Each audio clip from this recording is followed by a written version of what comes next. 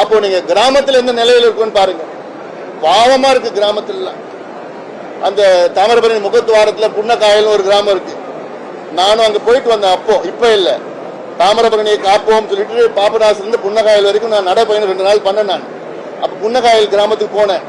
அது பார்த்தா அங்க உள்ள இன்னைக்கு வரைக்கும் யாரும் போல. இது போட்டு பல கிராமங்கள் இருக்கு.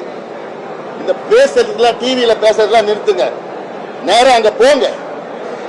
நேற்று கூட என்னுடைய வேண்டுகோள் சொல்லியிருக்கேன், முதலமைச்சர் அவர்கள் மீண்டும் அங்க போனோம். 1 நாள் தங்குங்க, 2 நாள் தங்குங்க.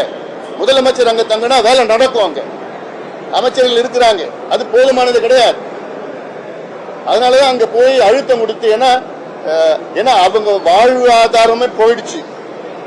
விவசாயம் ஆயிரக்கணக்கான ஏக்கர் வாழையும் போயிடுச்சு, நெல் போயிடுச்சு, எல்லாம் போயிடுச்சு. அங்க கால்நடைகள் ஆயிரக்கணக்கான கால்நடைகள் போயிடுச்சு. அரசு அதிகாரத்துல அரசு அதிகாரப்பூர்வமா 55 பேர் இறந்திருக்கிறாங்கன்னு சொல்றாங்க. ஆனா என் கணக்கு 100 கணக்கு மேல வந்திருக்கும். போதான் தெரிய போகுது. அதான் இன்னும் இத்தனைக்கும் அங்க புயல் வரல, மழை மட்டும்தான் வந்தது. சென்னையில புயல் வந்தது, ஆனா அங்க மழை மட்டும்தான் வந்தது. அதான் நான் சொன்னேன், நேற்று சென்னை, இன்று நெல்லை, நாளை எங்க எந்த ஊருக்குனா வரலாம். காலநிலை மாற்றம், பருவநிலை மாற்றம்னு நாங்க மட்டும்தான் தொடர்ந்து கத்திக்கிட்டு வரோம். கேட்கறதுக்கு யாரும் இல்ல. 15 வருஷமா சொல்லிட்டு வரோம், தயார் நிலையில இருக்க, தயார் நிலையில இருக்குன்னு. எவ்வளவு காலமா சொல்லிட்டு இருக்க போறோம்? இப்ப அனுபவிச்சுட்டு இருக்கிறோம். 2015 சென்னை வெள்ளம் வந்ததுக்கு பிறகு ஒரு ஆவணம், நாம் விரும்பும் சென்னைன்னு ஒரு ஆவணம் படும். அந்த புக்கு எடுத்துட்டு போய் எல்லாருக்கும் கொடுத்தோம், விழிப்புணர்வு ஏற்படுத்தணும், அரசுக்கும் கொடுத்தோம். அன்னைக்கு சொன்னேன் நான், சென்னையில அடுத்த 10 ஆண்டுகள்ல இதோட பெரிய வெள்ளம் வரும் அன்னைக்கு சொன்னேன். 8 ஆண்டுக்குள்ள வந்துடுச்சு. இன்னைக்கும் சொல்றேன், சென்னைக்கு அடுத்த 5, 6, 7 ஆண்டுகளுக்குள்ள அடுத்த பெரிய வெள்ளம் வரும். ஆனாலும் அப்போ தயார் நிலையில இப்ப திட்டம் கொண்டு வருவாங்கன்னு தெரியல. அதனால அது என்ன செய்யணும்னு வேற கொடுத்துருக்கோம், மிட்டிகேஷன், அடாப்டேஷன். தமிழ்நாடு மக்களும் ஒண்ணு புரிஞ்சுக்கணும், வெள்ளத்தை தடுக்க முடியாது, புயலை தடுக்க முடியாது. அந்த புயலால் பாதிப்புகளை தடுக்கலாம். நம்ம நடவடிக்கை எடுத்தா, அரசு நடவடிக்கை எடுத்தாலும் சரி, நம்ம முன்னெச்சரிக்கை அடாப்டேஷன். மக்கள் என்னன்னா அடாப்டேஷன் ஒண்ணு இருக்கு. நம்ம இதெல்லாம் புயல், காலநிலை மாற்றத்தினால புயல் அடிக்கடி வரப்போகுது, வெள்ளம் அடிக்கடி வரப்போகுது, நம்ம என்ன செய்யணும்னு அந்த நிலைப்பாடு. ஒரு உதாரணம், ஜப்பான் நாட்டில் அடிக்கடி நிலநடுக்கம் வரும், நிலநடுக்கம் வருவாங்க. அப்போ வரப்போ அங்க இருக்கிற மக்கள், குழந்தையில இருந்து கிளாஸ் ரூம்ல இருந்து அவளுக்கு நிலநடுக்கம் வந்ததுன்னா என்ன செய்யணும்? அங்க இருக்கிற நாட்டில் உள்ள அனைத்து மக்களும் அந்த தயார் நிலையில இருக்கிறாங்க அங்க.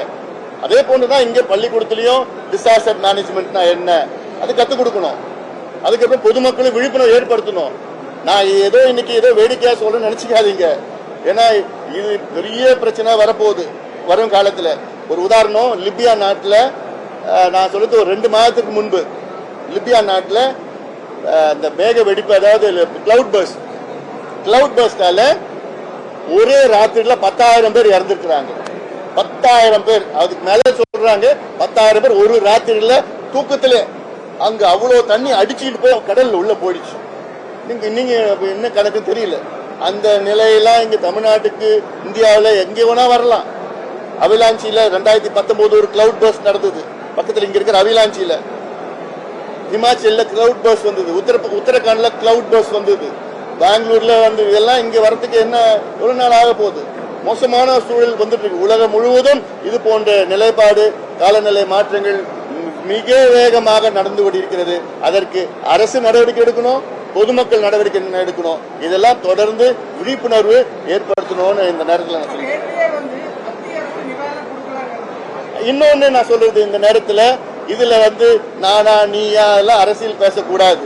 இது அரசியல் பேசுற நேரமும் கிடையாது. இதுல இப்ப நிதி ஒதுக்கீடு தமிழ்நாட்டுக்கு தேவை. அங்க தென் மாவட்டங்களுக்கு அங்கே 2000 கோடி உடனடி தேவை. அந்த 2000 கோடியை மத்திய அரசு உடனடியாக அதை அனுப்ப வேண்டும், ஒதுக்க வேண்டும் அங்க. ஏன்னா அது முதல் கட்டமா சொல்றேன் நான். பாதிப்புகள் பெரிய அளவுல பாதிப்பு வந்திருக்கு. இதுல நாங்க 450 கோடி முதல் கட்டம் கொடுத்தோம், 450 கோடி 2வது கட்டம் கொடுத்தோம்ல. அது ஆண்டுதோறும் எல்லா மாநிலத்தையும் கொடுக்கின்ற நிதி. அது சாதாரண காலத்துல கொடுக்கின்ற நிதி. அது அவசர காலத்துல கூடுதலா கொடுக்கணும். இப்ப கூடுதலா நிதி தேவைப்படுகிறது. இந்த நேரத்தில் டிவி விவாதமோ அந்த விவாதமோ வேண்டாம். மக்கள் பாதிப்புனா சாதாரண பாதிப்பு, பாவமா இருக்கு. மக்கள் மோசமான நிலையில இருக்கிறாங்க.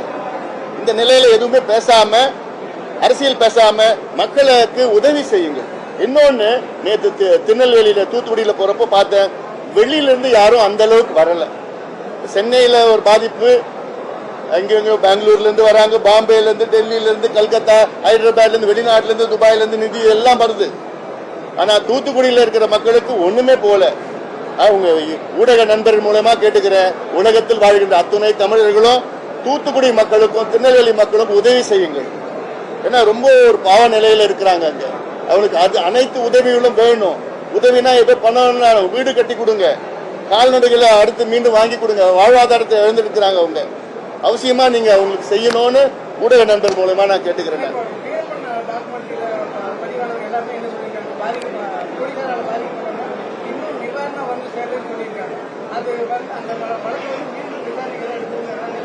நிச்சயமா அதெல்லாம் ஒரு நியாயமற்ற செயல். அது ரொம்ப மோசமான ஒரு பாதிப்புகள். அங்க இன்னும் அது மீண்டு வரல. அங்க இருக்கிற மக்கள், அங்க இருக்கிற மக்கள் எல்லாமே அதிக அளவுல பழங்குடி மக்கள் தான். அங்க இருக்கிற பாதிக்கப்பட்ட மக்கள் எல்லாம் அந்த வாத்தாச்சி அந்த பகுதியில் இருக்கிறவங்க தான் அதிக பாதிப்பு எல்லாம் இருக்கு. அதனால அதெல்லாம் ஒரு என்கொயரி கொண்டு வந்து யார் யார் பாதிப்புக்கிறார் அவங்களுக்கு உதவி செய்யணும். நிச்சயமா செய்யணும்.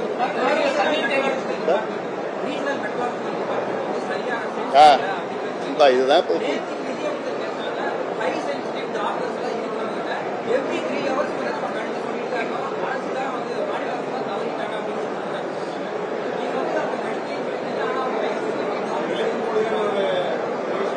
இல்ல, இப்ப நான் அப்படி சொன்னதுனால தான் இன்னைக்கு இது ஒரு விவாதமா வந்திருக்கு. இல்லைன்னா இதை பத்தி யாரும் கண்டுக்க போறது இல்லை, விவாதம் வந்திருக்கு போறது கிடையாது. ஏன்